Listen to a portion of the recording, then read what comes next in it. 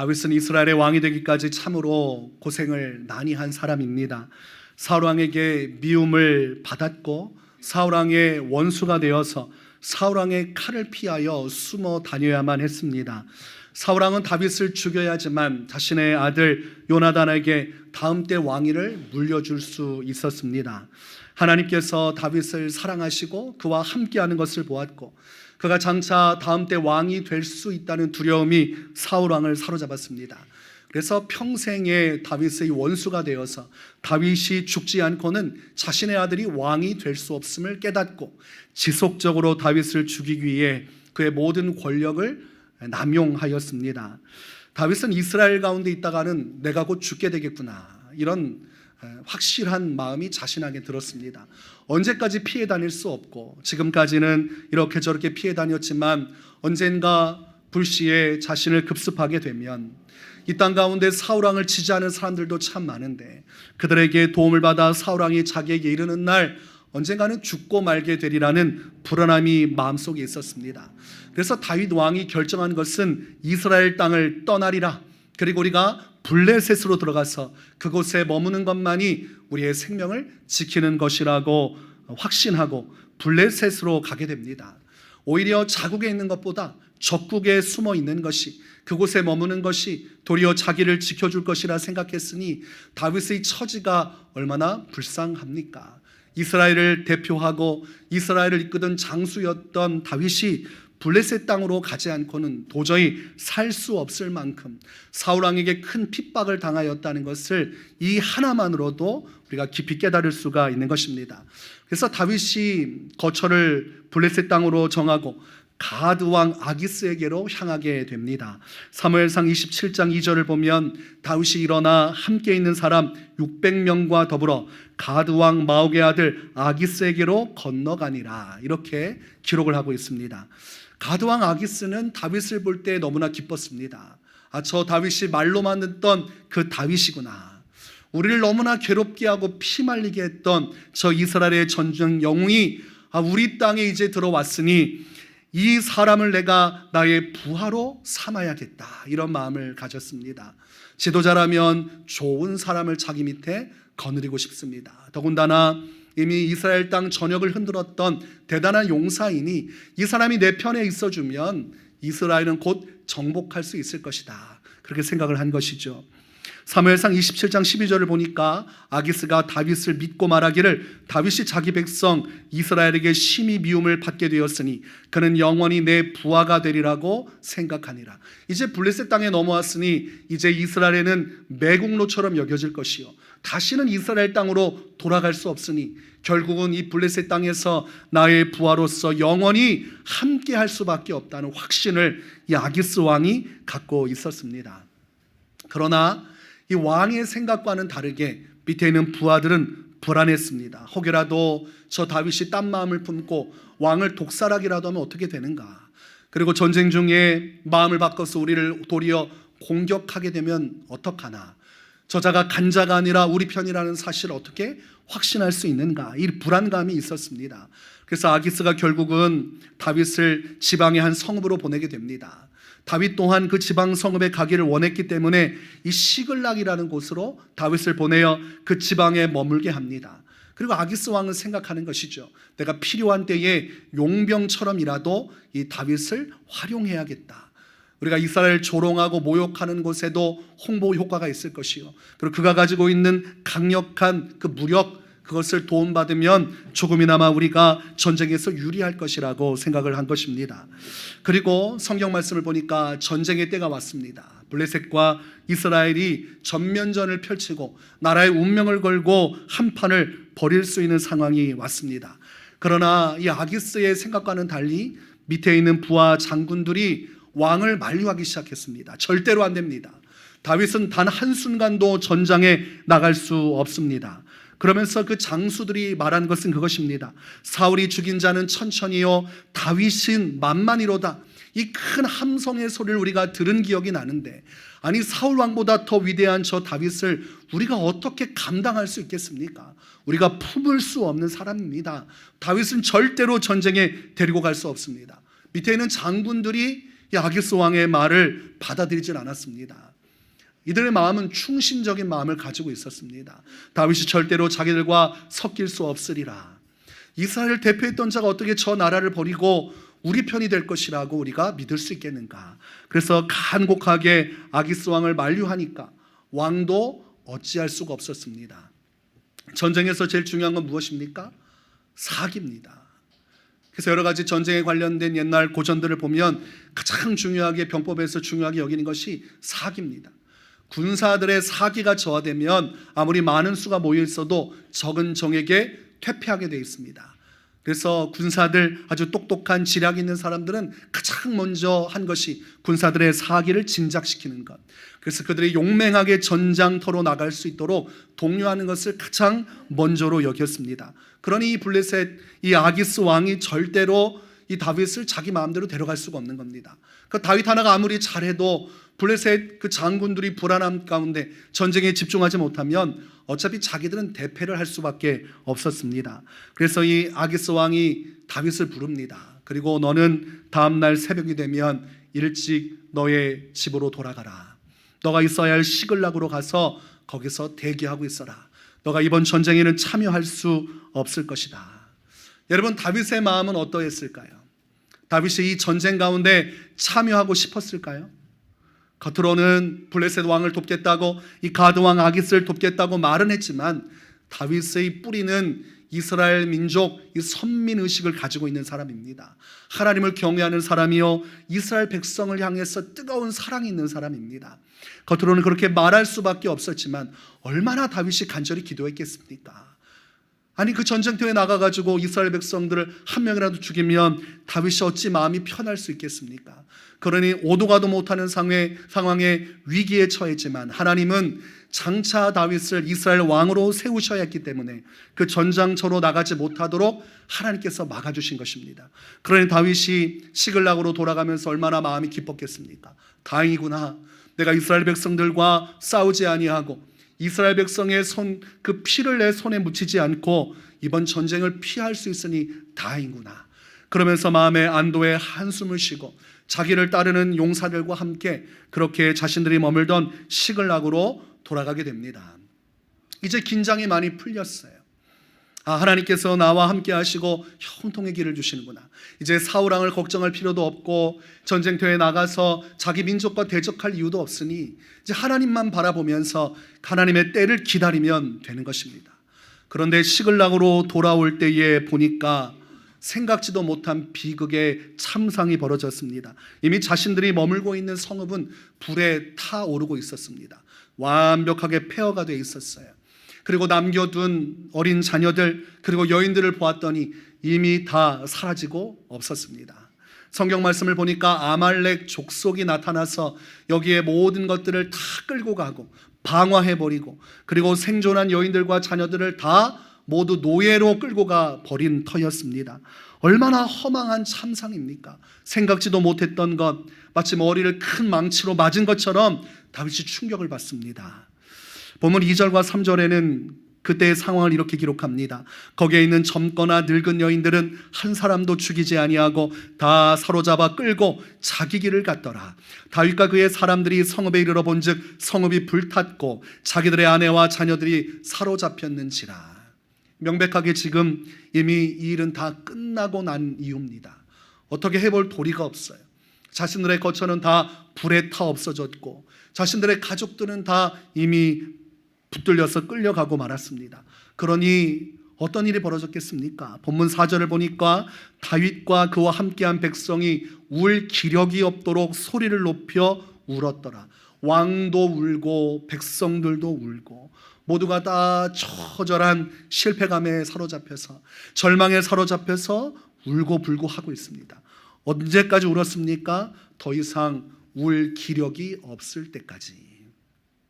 여러분, 온몸에 힘이 빠질 때까지 울어본 적 있습니까? 아무리 울어도 그렇게까지 울기는 쉽지 않아요. 눈물 뚝뚝뚝 흐르고 한탄하고 괴로워하고 가슴 아파하지만 온몸에 기력이 빠져서 탈진할 때까지 쓰러져 넋이 나갈 때까지 울기는 쉽지 않습니다. 그런 슬픔이 다윗과 그의 백성들을 사로잡았어요.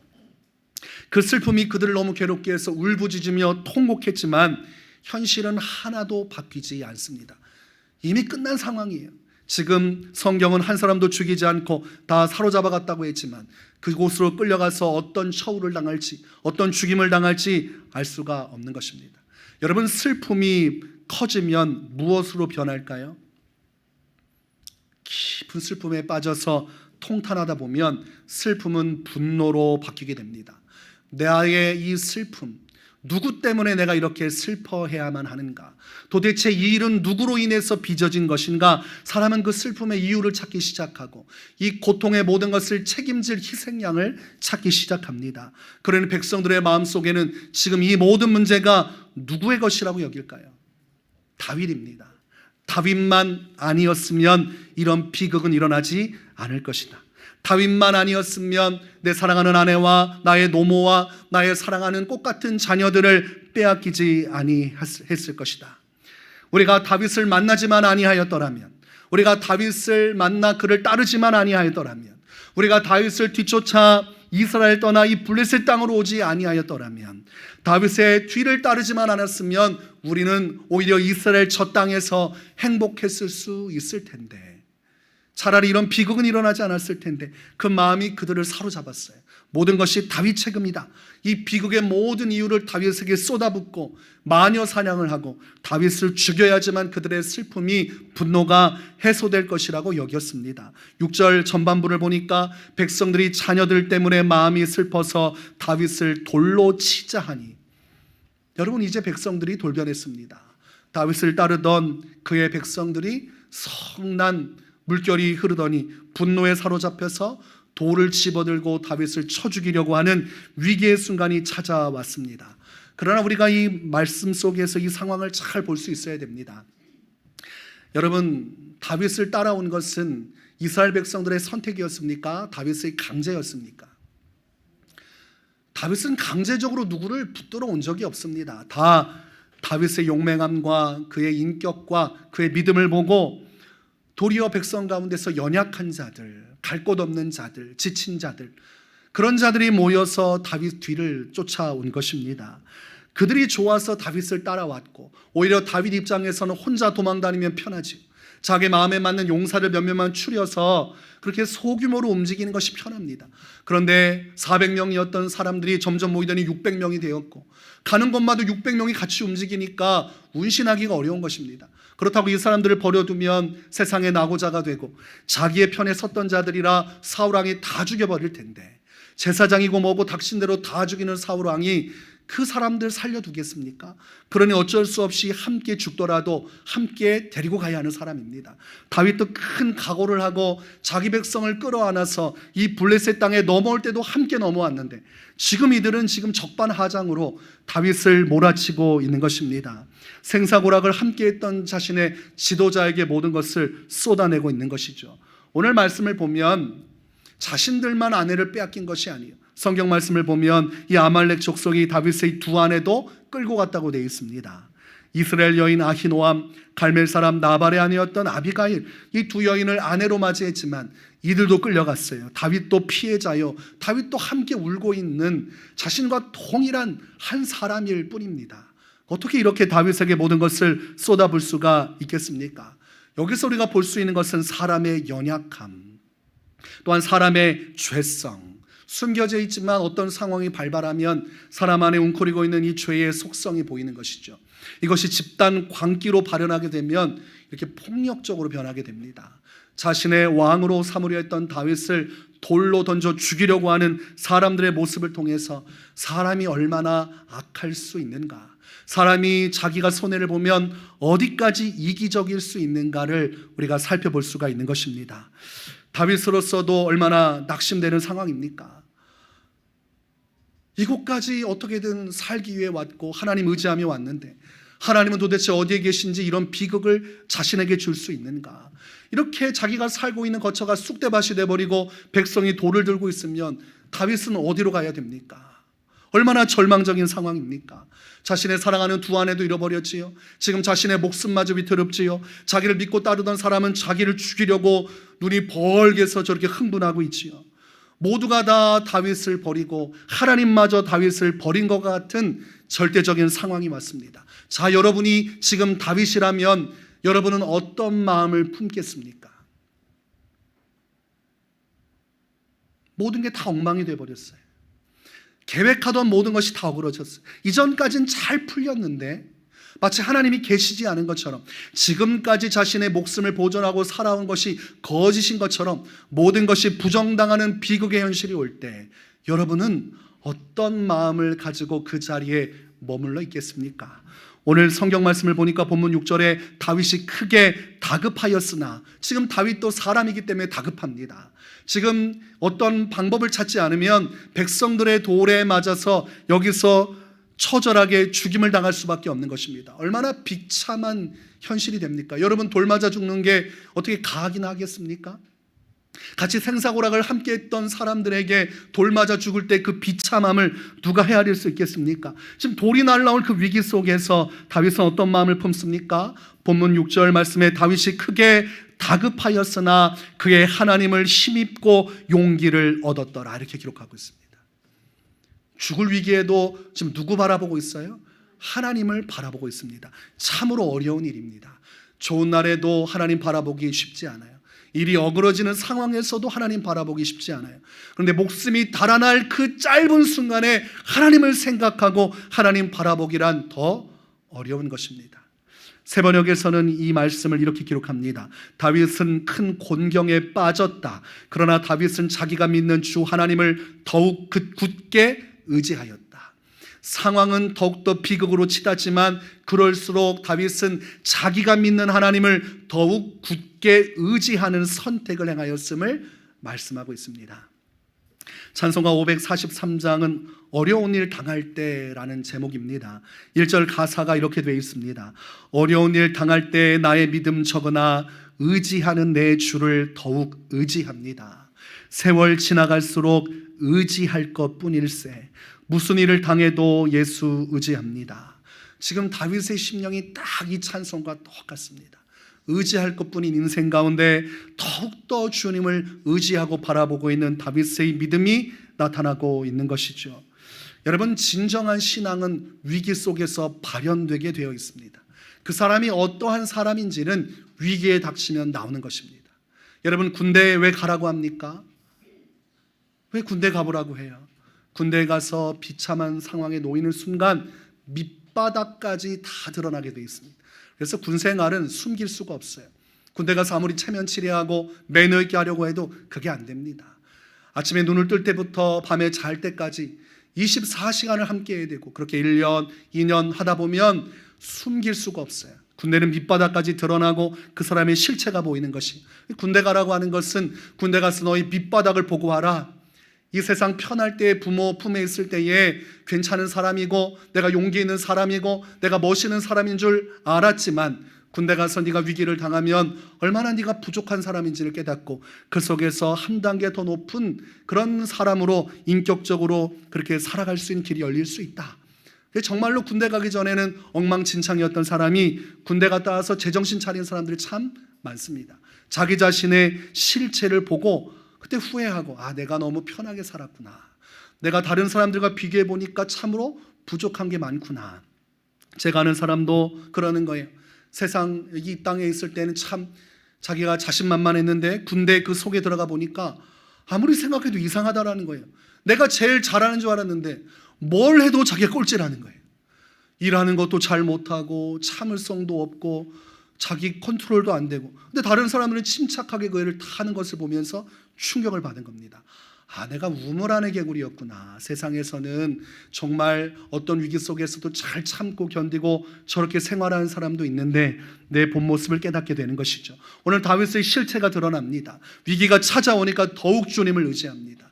하나님 믿는 백성은 오늘 다윗과 같은 이 신앙을 가지고 있어야 돼요. 위기가 닥칠 때 탁 하고 주님의 손을 놓고 하나님이 어디 있는가 라고 말하는 자가 아니라 다윗처럼 더 주님을, 급한 마음을 가지고 주님을 간절히 바라는 것, 이것이 믿음, 그리고 믿음의 본질을 잘 보여주는 것입니다.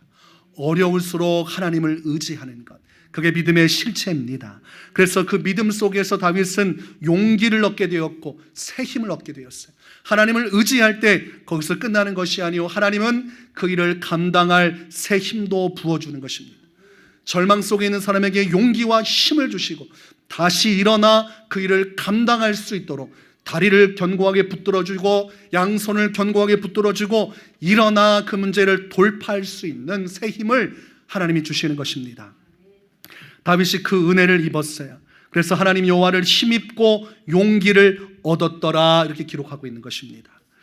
이사야 40장 31절에서는 이렇게 말씀합니다. 오직 여호와를 앙망하는 자는 새 힘을 얻으리니 독수리가 날개치며 올라감 같을 것이요 다른 박질하여도 곤비하지 아니하겠고 걸어가도 피곤하지 아니하리로다. 새 번역에서는 오직 주님을 소망으로 삼는 사람은 새 힘을 얻으리니 독수리가 날개를 치며 솟아오르듯 올라갈 것이요 뛰어도 지치지 않으며 걸어도 피곤하지 않을 것이다. 어떠한 상황과 환경에 처해 있어도 그 모든 것을 감당하고 이겨나갈 독수리와 같이 하늘로 쳐올라갈 수 있는 그 강력한 새 힘을 하나님이 부어주신다. 하나님을 의지하고 주님을 붙드는 자에게 주님이 주시는 언약의 말씀입니다.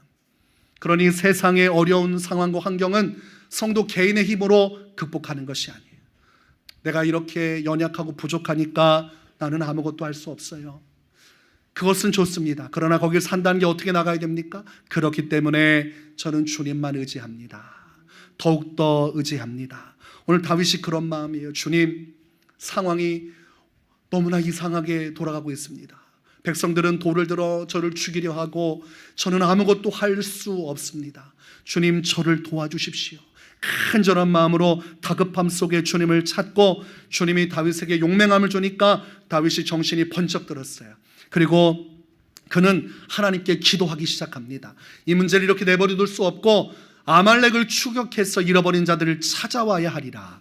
절망 속에 울던 자가 다시 눈물을 닫고 이 문제를 해결할 용기를 얻고 이 문제를 따라잡기 위해 나서기 시작합니다. 8절에 보니까 다윗이 여호와께 묻자와 이르되 내가 이 군대를 추격하면 따라잡겠나이까 하니 여호와께서 그에게 대답하시되 그를 쫓아가라. 내가 반드시 따라잡고 도로 찾으리라. 하나님을 의지했더니 급한 상황에 하나님도 급하게 응답을 해주십니다. 여러분이 말하지 않아도 하나님은 여러분이 얼마나 위기 속에 있는지 잘 알고 계세요. 정말 다급할 때 주님 찾으면 하나님도 다급하게 응답을 해주십니다. 그러니 주님 의심하지 말고 위기의 때에 주님이 무엇을 하실 수 있을까 마음속에 불안함이 와도 주님을 찾아야 됩니다. 그 길만이 살 길입니다. 다윗은 600명의 사람들과 함께 이제 아말렉을 추격하기 시작을 합니다. 그런데 도중에 200명이 탈진을 해버렸어요. 그렇다는 것은 엄청나게 빠른 속도로 아말렉을 추격했다는 것을 의미합니다. 자, 여러분의 사랑하는 자녀들이 적에게 끌려갔어요. 사랑하는 아내와 노모가 끌려갔어요. 그 뒤를 추격하는 여러분은 어떤 마음으로 그 뒤를 추격하고 어떤 속도로 나가겠습니까? 이를 악물고 할 수 있는 전신전력으로 그 뒤를 쫓을 거예요. 여기서 놓치면 사랑하는 가족과 끝이고 저들이 어떤 치욕을 당하고 죽음을 당할지 알 수 없기 때문입니다. 그러니까 엄청난 속도로 따라붙기 때문에 200명이 다 기진맥진하고 그러니 그들을 내버려두고 남은 400명이 그 뒤를 추격하기 시작합니다. 성경 말씀을 보니까 아말렉 사람들은 이미 춤을 추고 노래하면서 기쁨의 찬가를 부르고 있었습니다. 술에 취하고 널브러져 있는 그 새벽 다윗과 그와 함께한 사람들이 그들을 기습하게 되고 그리고 마침내 그들을 죽이고 그들에게 빼앗긴 모든 것을 되찾아왔다고 성경은 기록을 하고 있습니다. 다 끝난 상황에서도 하나님께서 도와주시면 그 모든 상황은 아무것도 아닌 것처럼 해결될 수 있음을 다윗이 보여주고 있는 것이에요. 절망적인 상황에서 하나님을 의지하는 것이 얼마나 큰 힘이 되고 능력이 되는지 이 결과를 통해서 우리가 주님 앞에 어떤 믿음으로 살아가야 하는지를 보여주고 있는 것입니다. 여러분의 믿음이 위기 속에 더욱 빛나기를 바랍니다. 좋은 날만 빛나는 것은 믿음이 아니에요. 어려울 때에 주님 의지하는 것. 세상이 혼란에 빠지고 삶에 여러 가지 어려움이 생기고 신앙에 도전이 생길 때에도 변함없이 주님을 의지할 수 있다면 여러분도 다윗과 같은 승리를 할 수가 있을 것입니다. 힘들고 어려울 때 대부분의 사람들은 사람을 의지합니다.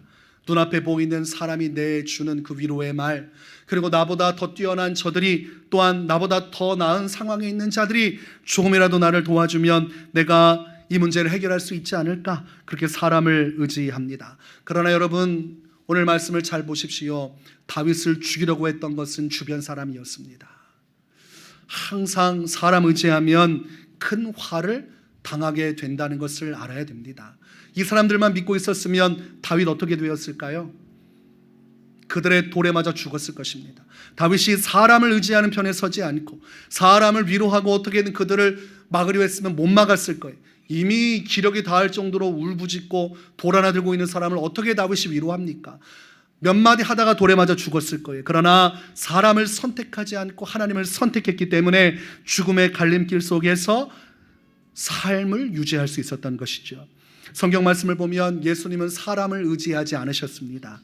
요한복음 2장 24절에 보니까 예수는 그의 몸을 그들에게 의탁하지 아니하셨으니 이는 친히 모든 사람을 아심이요. 사람이 얼마나 연약하다는 것을 예수님은 아셨어요.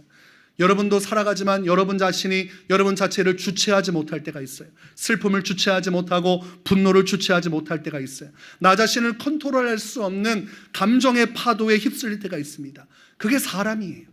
연약한 것, 그게 사람입니다. 예수님은 사람의 마음을 다 꿰뚫어 보셨어요. 선한 사람도 있고 악한 사람도 있지만 사람은 언제나 변할 수 있는 연약한 존재임을 아셨기 때문에, 그 사람의 심령 깊은 곳까지 아셨기 때문에 사람을 의지하지 않으셨습니다. 누가복음 9장 58절에 보면 예수께서 이르시되 여우도 굴이 있고 공중의 새도 집이 있으되 인자는 머리 둘 것이 없도다 라고 말씀합니다. 사람에게 기대어 쉴 수도 있으련만 12명의 제자를 의지하고 자기를 추종하는 수만의 사람들을 의지할 수도 있으련만 예수님은 그들에게 머리를 기대지 않으셨습니다. 그래서 예수님은 항상 하나님께 나아가 기도하는 자리로 가셨어요. 그것은 한 가지를 의미합니다. 예수님은 사람 의지하지 않고 죽기까지 하나님만을 의지하셨던 분이라는 것을 말씀하고 있는 것입니다. 사람을 의지할 시간에 하나님께 나아가 저녁에 자신의 시간을 들여 기도하고 새벽에 일어나 하나님께 기도하고 밤새워 기도하고 날마다 시간이 있을 때마다 쉬지 않고 하나님의 보좌 앞에 나가 기도하신 분, 예수님은 하나님만 의지했기 때문에 기도에 전념하실 수가 있었던 것입니다. 히브리서 5장 7절에 보니까 그는 육체에 계실 때에 자기를 죽음에서 등이 구원하실 이에게 심한 통곡과 눈물로 간구와 소원을 올렸고 그의 경건하심으로 말미암아 들으심을 얻었느니라. 예수님은 십자가에 죽기까지 항상 하나님만을 의지하고 기도하셨어요. 그리고 주님께 나아가 기도하고 의지함으로 마침내 십자가에서 무엇이라 선언하십니까? 다 이루었다. 십자가에 죽기까지 그 수많은 고난을 견디고 이길 수 있는 새 힘을 주신 것, 하나님을 의지할 때 주님이 그에게 부어주신 것입니다. 예수님은 십자가에 끌려가는 그 직전까지도 겟세마네 동산에서 하나님을 의지하셨어요. 제자들도 그 옆에 와서 하나님께 기도하여 주님을 함께 의지하기를 원하셨습니다. 그러나 제자들은 피곤하다고 하여 주님께 기도하지 않았어요. 그러나 예수님은 피곤하고 지치고 곧 죽게 될 다급한 상황에도 다윗과 같이 하나님 의지하면서 하나님을 더욱더 의지하고 바라보았더니 마침내 십자가의 승리를 이룰 수 있는 새 힘, 용기를 주사 당당하게 죽음의 길로 들어갈 수가 있었던 것입니다. 이를 통해서 온 인류가 구원받고 죄 용서받아 하나님의 자녀가 되는 천국의 문이 열려지게 된 것입니다. 시편 146편 3절에서 5절에 이런 말씀을 주십니다. 귀인들을 의지하지 말며 도울 힘이 없는 인생도 의지하지 말지니 그의 호흡이 끊어지면 흙으로 돌아가서 그날에 그의 생각이 소멸하리로다. 야곱의 하나님을 자기의 도움으로 삼으며 여호와 자기 하나님에게 자기의 소망을 두는 자는 복이 있도다. 이 땅에서 사람을 의지하는 것은 허망함으로 끝나고 아무런 도움도 얻지 못한 채 그렇게 사람은 흙으로 돌아가고 말지라도 오직 살아계시고 역사하시는 하나님만을 의지하고 그분께만 소망을 두는 자는 복이 있는 자요, 그의 인생 속에 하나님은 도움을 주시고 구원의 은혜를 베푸신다고 약속하고 있는 것입니다. 그러니 참으로 지혜로운 자는 어떠한 순간에도 하나님만을 의지하고 바라보는 자인 것입니다. 고린도후서 1장 9절과 10절에 사도 바울은 말합니다. 우리는 우리 자신이 사형 선고를 받은 줄 알았으니 이는 우리로 자기를 의지하지 말고 오직 죽은 자를 다시 살리시는 하나님만 의지하게 하심이라. 그가 이같이 큰 사망에서 우리를 건지셨고 또 건지실 것이며 이후에도 건지시기를 그에게 바라노라. 어려운 상황 속에 그가 배운 교훈은 한 가지예요. 어떠한 경우에도 하나님만을 의지하기를 주님은 원하시는구나. 그리고 그 위기 속에서 사도 바울은 하나님만을 의지하고 그 힘을 받아서 예수님의 뒤를 따라 복음의 사명을 다 감당할 수 있었던 것입니다. 여러분, 사람은 의지할 대상이 아니라 사랑할 대상입니다. 여러분이 의지할 대상은 하나님밖에 없는 것입니다. 사람 의지하면 여러분의 인생도 비극으로 빨려가게 돼 있어요. 그게 성경이 가르쳐주는 사람을 의지하는 자들의 최후입니다. 사무엘상 28장을 보면 이제 이스라엘과 블레셋의 전면전이 펼쳐지는 상황이 나타납니다. 그 상황에서 사울 왕은 불안하고 두려웠어요. 블레셋 이 아기스 왕은 다윗을 통해서 이 전쟁 가운데 나가길 원하고 군사력을 준비하는 그때에 반대쪽에 있는 사울 왕은 두려워서 잠을 잘 수가 없었습니다.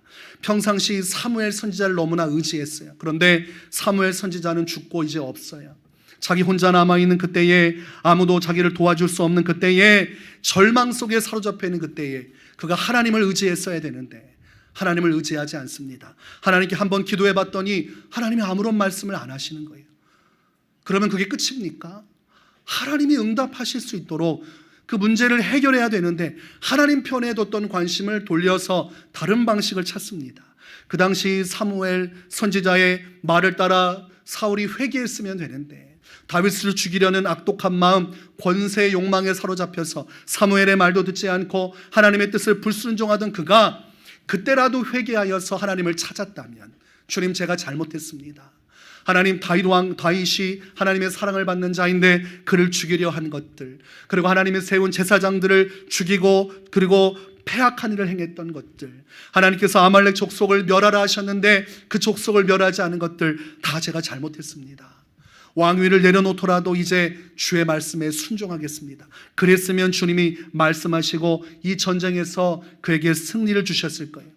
왕위는 다윗에게 넘어가도 사울 왕은 멸망하지 않았을 것입니다. 그러나 그때에도 그는 여전히 하나님을 의지하지 않고 사람을 의지했어요. 그래서 그가 취한 것은 신접한 여인을 찾는 것이었습니다. 이스라엘 땅 가운데서 다 쫓아내버린 무당들, 귀신의 역사를 하는 자들을 찾아냈더니 한 신접한 여인, 귀신의 역사를 하는 여인을 찾아냈어요. 그래서 그 여인을 찾으니 그 여인이 불안에 떨고 있습니다. 자기를 죽이려고 찾은 줄 알았지만 사울은 그럴 정신이 없었어요. 속히 사무엘을 불러내라. 내가 사무엘을 만나야 하겠다. 죽은 사무엘을 불러내라고 한 겁니다. 그랬더니 이 신접한 여인이 한 영을 불러내니까 땅에서 올라왔다고 되어 있습니다. 여러분, 어떻게 신접한 여인이 감히 사무엘을 자기 마음대로 불러낼 수 있겠습니까? 예수님께서 기도하실 때에 모세와 엘리야가 왔다는 것은 예수님의 신성을 나타내지만 한낱 귀신을 따르는 이 여인이 불러낸다고 사무엘이 천국의 문을 열고 내려오겠습니까? 결국 귀신의 영이 사무엘인 척하고 나타나서 사울 왕에게 멸망을 예고합니다. 너는 전쟁 가운데 대패하고 너와 내 자녀는 한날에 다 죽게 될 것이다.